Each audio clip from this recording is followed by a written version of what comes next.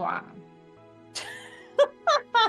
And I was like, holy mother of God. Did I tell this man about masculine energy, feminine energy, all the therapeutic work, all the spiritual work, all the stuff that I do?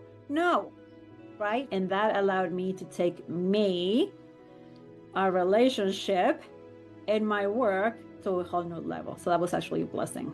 I noticed that he had shifted and he was in a very different place. His energy was very different, and the way that he was just being was very different. And so I checked in with him about, how's it going? And would you like to nurture our relationship now? It added a whole spiritual aspect to things.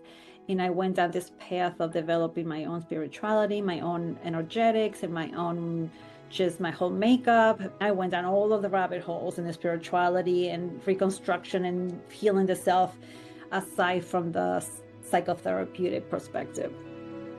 So what happens when one partner begins to awaken, or how do relationships change as we evolve?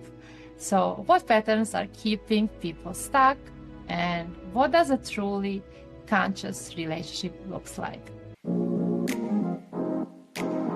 Welcome to Limitless, the podcast. I'm your host, Jelena, and our mission is simple: to remind you that you are not a limited human being trying to create a better life. You are limitless consciousness having a human experience. And when you truly understand that, everything begins to change for you. The way you see yourself, the way you see your challenges, the way you approach relationships, health, business, money, and purpose. Because the circumstances around you are not necessarily a reflection of your potential. They are most often than not a reflection of past beliefs, assumptions, and versions of yourself. And the moment you begin to unconsciously choose who you are becoming, new reality emerge. This is what this podcast is about. It's about expansion, awareness, transformation, and remembering the power you have always had. So each episode is designed to help you see yourself differently, to challenge old limitations, and to explore new possibilities, to discover perspectives that change the way you experience your life. So we bring here inspiring guests from different backgrounds and expertise. People who have not only achieved success in their field, but also gone through their own journey of growth, reinvention, and awakening. So our intention is not simply to give you information, but our intention is to spark realization. Because sometimes a single conversation can change the direction of entire life. And today is one of these conversations. So today, I'm so delighted to welcome Emma, a relationship expert whose work has helped countless people to understand themselves better, their partners, and deeper dynamics that is shaping the modern relationships. So if you have ever questioned your relationships, if you have experienced personal growth and found yourself seeing love differently, or if you're simply curious about what becomes possible when two people grow together, then this conversation is for you. So sit back and relax and enjoy today's episode, and let's dive in. So welcome, Emma. It's so lovely to have you here on my podcast. And I always like to begin this conversation by talking about identity, personal transformation, because this is where our life seems to start and evolve. And my first question is who are you becoming? And how do you see yourself today? How is this connected to the vision of the future you see for yourself? And what has brought you on this journey of self-discovery, growth, and awakening in the first place? Welcome. Hi, oh my goodness. Wow, that's a big question. So first of all, thank you so much for having me here. I love having conversations like this, and you are an amazing, beautiful, bright light, and to have a conversation with you is such a pleasure. So thank you for having me. Now, to answer your question, gosh, that's a big question. So let's see if I could break it down. So what is my identity? One of the pieces of my identity is that I consider myself a beacon of light as well. I like to work on myself. When I say work, I don't mean effort, just focusing on myself, my own expansion and my own consciousness so that I could shine as bright as I can and remove all the things that might dull the shine so that I could be a beacon of light for others. So I could guide and serve in the journey of love and in the relationship success. So that's like the main way that I see myself. Might sound cocky, might sound a little too much. I don't know, but hey, that's like the big vision of myself. Yes.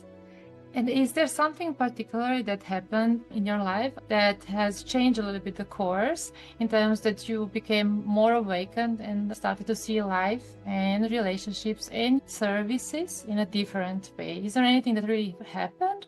Or you maybe whole life felt like there must be more into it, so you were always growing and exploring. So how does it look like for you? I love that. So both of those things are true. So I think that I was born with a calling, so it's always been there. So that's number one. And I always felt the need to help others, to be really curious about people. How do people operate? How they tick, how they create amazing families, amazing relationships. I was always very curious about how people operate in their personal life. So that's one part of that. The other part is that as I made my choice to become a relationship therapist early on, my own relationship went through some struggles. And I had been practicing already for over a decade. So I was already a couples therapist, already working with relationships. And when this thing showed up, I was like, wait, what is this? This doesn't make sense. And I would not accept the reality of that. I was like, nope, this is not part of my story. This doesn't make sense. And so me taking that stance, making my relationship work, but making might not be the right word for this, set me on a whole other different path. Because in that moment, when I made that choice, it felt like a spiritual awakening. So I was already somewhat religious, very spiritual, but not practicing. Just like I knew there was more. I talked about the universe all the time, about energy all the time. And so to some level, I was in connection, but not fully conscious and aware. And when this experience happened, I have a very strong memory of a voice. I was like late at night, I'm in bed, I'm upset that my relationship may be ending. I will not accept it, not happy about it. And I was, okay, what is this? And a word came to me that said patience. And I was like, whoa. And from that moment, I took that as guidance, like very obvious guidance, as opposed to like the intuition, like the little subtle things and hints and things that you come to know as intuition that you might follow. And from that moment, that changed the course of how I work because it added a whole other element to my life and to my work. It added a whole spiritual aspect to things. And I went down this path of developing my own spirituality, my own energetics, and my own, just my whole makeup, the structure of my body. I mean, I went down all of the rabbit holes in the spirituality and reconstruction and healing the self aside from the psychotherapeutic perspective. It's so lovely. I love the journey. I realized that normally what challenges us brings us to this path, and sometimes it can be really big things for us that are falling apart, and then we start to ask bigger questions. In my understanding, many things were accelerating couple of last years. I know though that there are people who are longer on this path, but I've realized that in a couple of last years there is this energy of change and people asking themselves these higher questions. So somehow the life is bringing the challenges and then we start to look in. So I love what was your inspiration, and I believe the way you wanted to your relationship shows up again in your life. I believe it worked out. You can also tell us a bit more or not, but I love the inspiration. I could definitely add more. So it did work out.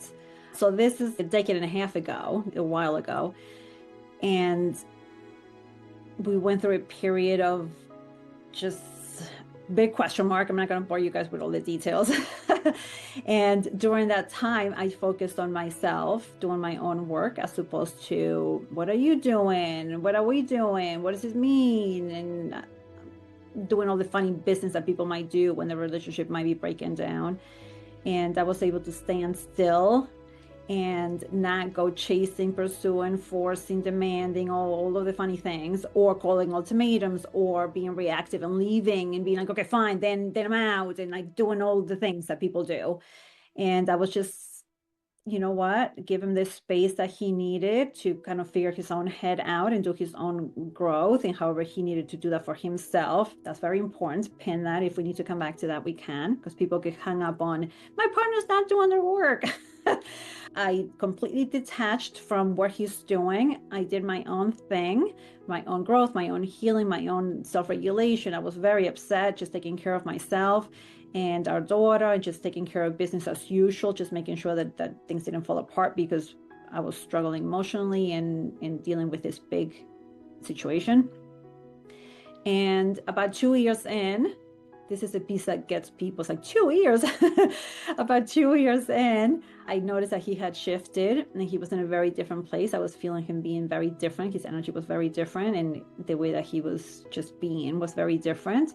And so I checked in with him about, how's it going? And would you like to nurture our relationship now? And that phrasing is just like engraved in my brain. I chose that language very carefully. And he responded, amazing, or something to that effect. Yes, thank you for asking. And since then, it's like a different relationship. I make it sound like it's just like flip the switch, but obviously I worked very hard, focused on me very intentionally for that period of time. I didn't go on any rides because of what we were going through. And then very intentionally, we invested in our relationship from then on. And even during that period, there were some guidelines and some bumpers, some parameters that created safety for me. So there were kind of rules, if you may. It wasn't just like a free-for-all. You could do whatever you want now. There were still some things that were requirements for me to be able to hang in there, right? I made some requests and he was able to meet me, create safety for both of us emotionally while we were trying to sort this out, and while I created space for him. And he was very generous and kind, even though he was struggling, and giving that to me so that I could hang in there. Otherwise, I wouldn't have been able to do it. That was very nice. I usually don't talk about that side of things. That's interesting. That just came up. It was lovely and crazy process, right? Huge growth in all of the places. And that allowed me to take me, our relationship, and my work to a whole new level. So that was actually a blessing. I think that that's the key when we have struggles in life, to actually be able to reframe the things and look at it as like, how is this for me? What's the lesson here for me? What am I supposed to be doing with this?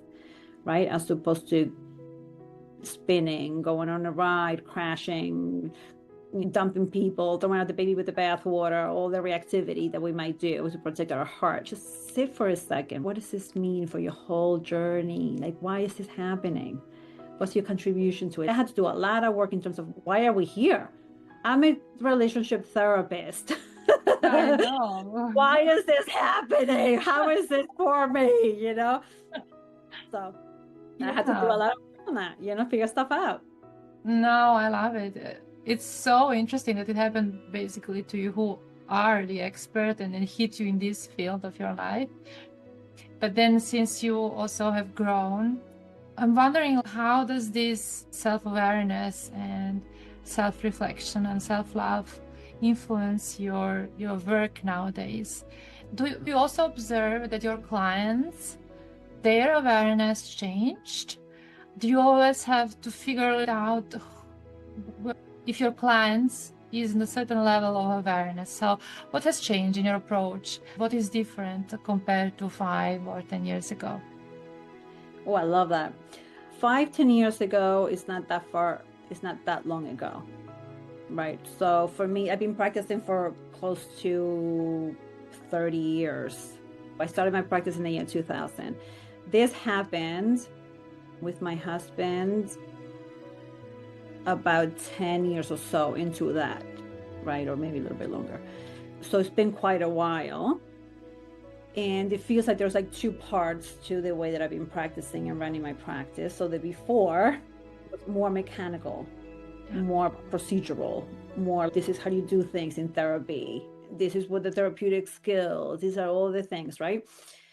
And after it became a lot more fluid, a lot more intentionally intuitive, as opposed to like I was bringing all these gifts and skills that I had, but maybe not as aware of them. I was using all my things in therapy. I was always a very good therapist, but I was just working on the things. Everything else was feeling it, but not with me being that aware of it, right?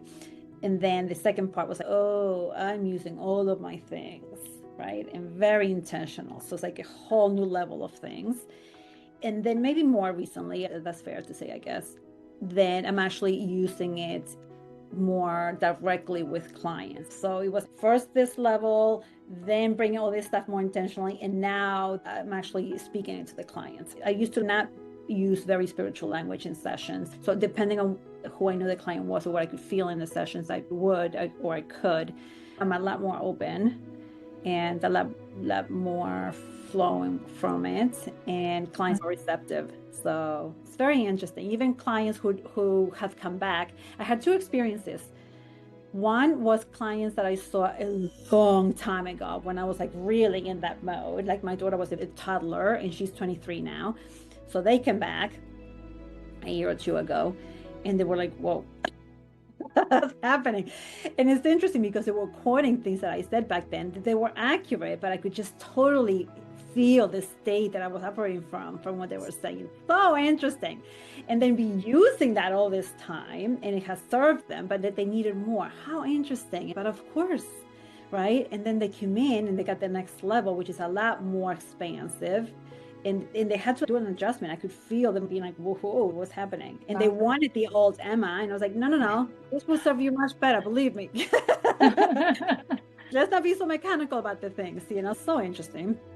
And then that's one example. And another example is another couple who also came in a long time ago, and then they came back recently, and they were very intellectual, very, very smart, right? And a little bit of difficulty managing feelings and being in touch with themselves and believing in anything else and like this kind of thing.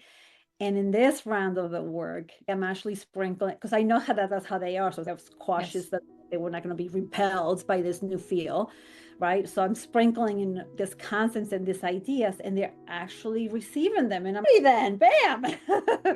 so beautiful. Yeah.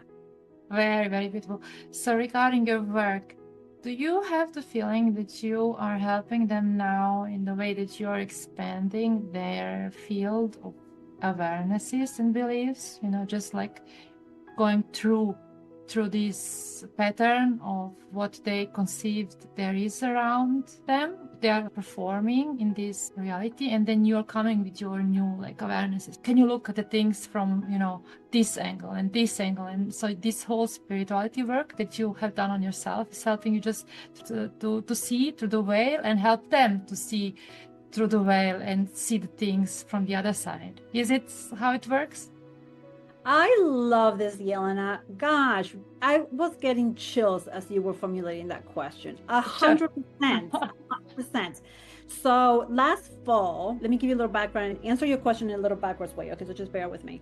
Last fall, I sit in front of this computer for a lot of hours, whether I'm creating content or I'm in sessions or meetings or whatever it is. And yes, I work out, but my movement is not great, right? So last fall, I was like, you know what? Time to change this and up the level of my well-being.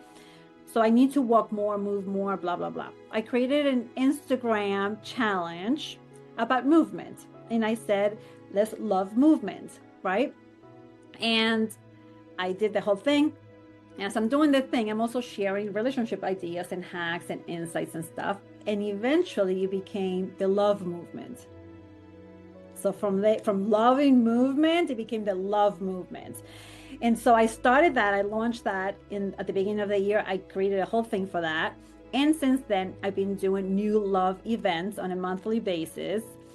And this new love event are all about this, the question that you just asked me. It's all about a higher level of consciousness, is love consciousness, is unity consciousness. Oh. And I bring all of my relationship know-how, all my therapeutic things to this level of conversation. So like if the therapeutic stuff, like the mechanical things, like do this process and the other process and this healing and the other healing and upgrade your limiting beliefs and the thoughts and the feelings, all the things are here. Now we bring that to the next level of unity consciousness, love consciousness. How do we show up with our soul to our relationship, not just like this mechanical little ego body that's banging around and doesn't know what the heck is going on, right? So we elevate the conversation. So then from that higher perspective, we relate with our partner very, very differently. So that's the key to that. Yeah, that's so beautiful. Very, very beautiful. I also love that this love movement came so spontaneously, and this is how I believe our intuition starts to work for us. Yeah. And probably you tapped in this collective consciousness or what the collective needs. So that's so beautiful what you are creating around that. I think relationships are an essential part of our lives, and so I really love to have this conversation with you. And since I know and discovered for myself that the self-love is the foundation of everything that we are and that we are doing and creating, I would just love to ask you, how did the work on yourself in terms of loving yourself is expressed or was expressed onto your relationships and onto your work? How do you see it, especially from this perspective, since you are an expert in the relationships and you have seen the relationships from each and every angle? How do you see the self-love? What kind of role does it play in the being human on this planet? Oh, I love that. Let's see. I think that the way that we do our lives is from a place of being separate from all that is. We forget that we're spiritual beings having a human experience. We forget that we're part of all that is. We forget that we're all energy. God, the universe, the field, whatever, all the words that we use for what's beyond us, that's actually love. And when we are so separate and we are just hanging out in our human body with our five senses, with our little ego patterns, and we're having a very small human experience, from that separation, we forget that we're love. We feel alone, we feel overwhelmed, powerless, stuck, all the things that we feel. And from that place of not being love, not being connected to that oneness, not being part of the fabric of life, then we, in that detachment or in that separateness, we don't feel well and we don't operate well and we're not very loving. And so part of what I would offer is how do we come back to ourselves, tap in with our higher self, with that fabric, and then in that unity consciousness, in that love consciousness, we are love, and then we feel that self-love. And from that place, when we tap into that, it's very easy to love ourselves. Most people are banging around thinking, oh, well, I have cellulitis, or, oh, I don't like my ankles, oh, I have a belly, oh, I don't like when I speak like that, or blah, blah, blah, blah, blah, blah. Really? That is such a small portion of who you are. You are so much more awesome and radiant and fabulous. And if you elevate it just a tad, but just that practice of connecting to yourself, you will love everything about you because everything is perfect. That's what makes you uniquely you. Even the little quirks and the little things that we don't like about ourselves, they make us uniquely us, and we could love ourselves easier and better. No, I don't have to love this part, if whatever, but if I'm in it from a higher perspective, that's irrelevant. I love it anyway. Right? So then it's not a fight to love myself, to love all the things that I don't like for myself. And earlier you have mentioned then when this kind of separation, partial separation between your husband and yourself started, that you took the energy to yourself and you were taking care of yourself. So how do you think that this was reflected on the other side? Because you were really loving yourself, basically. It's what you were saying just now. What do you think happened energetically or Oh my God. physically, or what was the outcome from this act of loving yourself? I'm going to say something that is probably not very popular. Some people might take offense to what I'm going to say. I'm going to say it anyway. When I work on myself, right, when I'm focused inwards and when I'm tapping in, I'm intentional about doing me and being me, it has a ripple effect.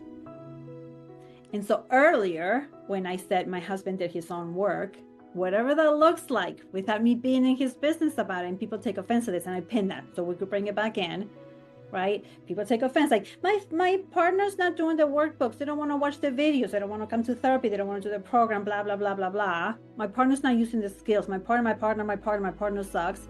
Leave your partner alone. Do you, right? When I change me, I become more me, right? I remove the layers that muck me up. When I become more me, more radiant, more expanded, I flow better energy. It impacts him. So regardless of how he did his own work in his own head and however he chose to do his side, I impacted. When I do my own work, I have impact. It impacts everything. So when people focus on what their partner's doing, forget your partner, do you, because that will still create change, right? The couple system is two people. One person changes, the system is automatically different. Your partner can't be the same way to you if you're different, Yes, right? yes. So that's a very tactical, very practical, obvious way. But their energetics are massive. I have another story. So once upon a time, when we used to go to restaurants, my husband wanted to sit in the restaurant facing the entrance. Yes. Right? And he would keep an eye on the dining room and on the door. And it used to aggravate the Jesus out of me because there was not that much eye contact or focus. I felt like he wasn't paying attention. He was, but I didn't feel like it.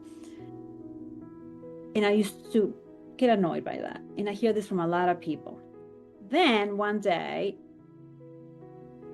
I had the thought of like, oh, that's interesting. That's actually a very masculine characteristic. It's a protector energy. He's looking out for danger.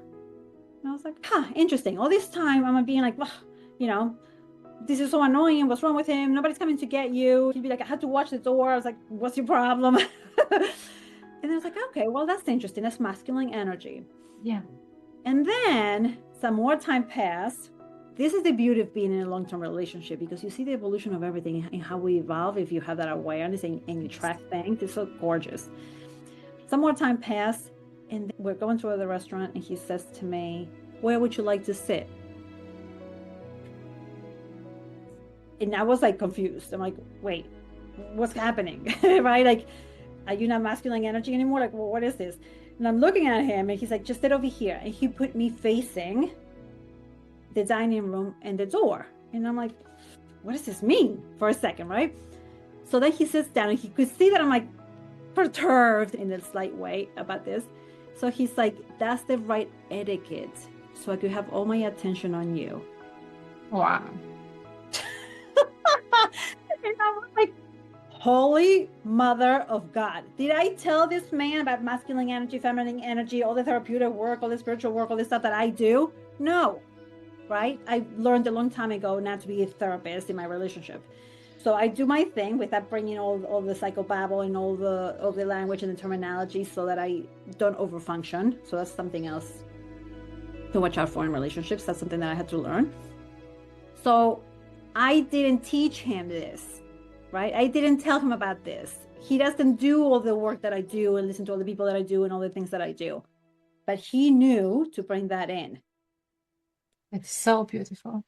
And so that tells me, just last thought about that, when I expand, he expands too, at the higher level of consciousness, with a more sacred, divine, masculine, as opposed to like this chauvinistic protector, kind of like less evolved masculine. I love that. And especially because my last question was about masculine and feminine energy. And I myself did not know that I possess feminine and masculine part, and of course the male or man as well. So I understand that nowadays the feminine energy is rising.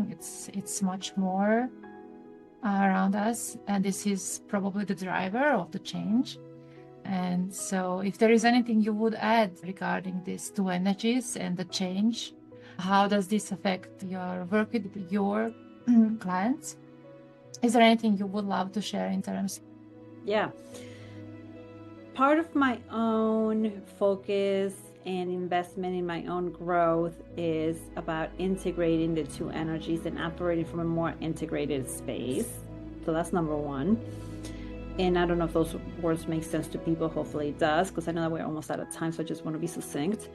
So that's one. Two, I bring that awareness to the conversation with my couples. I definitely point out when there is an imbalance within the partners and in the way they play, right? So a lot of times both people are showing up with a lot of masculine energy and then they're butting heads. And sometimes the men go more soft or quiet because they're not going to go fight their wife with their masculine energy. So they're going to kind of be respectful of like, I'm not going to beat on my wife. That's actually very masculine. They're protecting the woman or the more feminine partner when they're showing up in their masculine. They're still being protectors. And here are the women or the more feminine partner who's showing up with the masculine saying, what's wrong with him? They're not showing up. Meanwhile, they're being respectful and taking care of you because they're not going to fight you, right? And so when I highlight that, when I show that, and I show the partners how to balance that, how do you choose what energy to show up with for yourself, how you integrate, and then how you interact with each other, it really shifts everything. That's so beautiful. That's so beautiful. Yeah, I love that awareness of the bigger perspective. How does this help to highlight things that are not working in our lives, and especially in relationships? I'm also on my journey regarding relationships, so I love this topic. I am so happy that I have had you on this episode of The Limitless. Today's conversation was about relationships and awakening and what becomes possible when we consciously evolve both individually and together. And so thank you for spending time with Emma and with me, and thank you for your openness. Thank you for your willingness to keep growing. Until next time, keep expanding, keep growing, creating, and remember, you are not a limited human trying to create a better life. You are limitless consciousness creating your reality. So we are sending you love, gratitude, and blessings. We will see you in the next episode.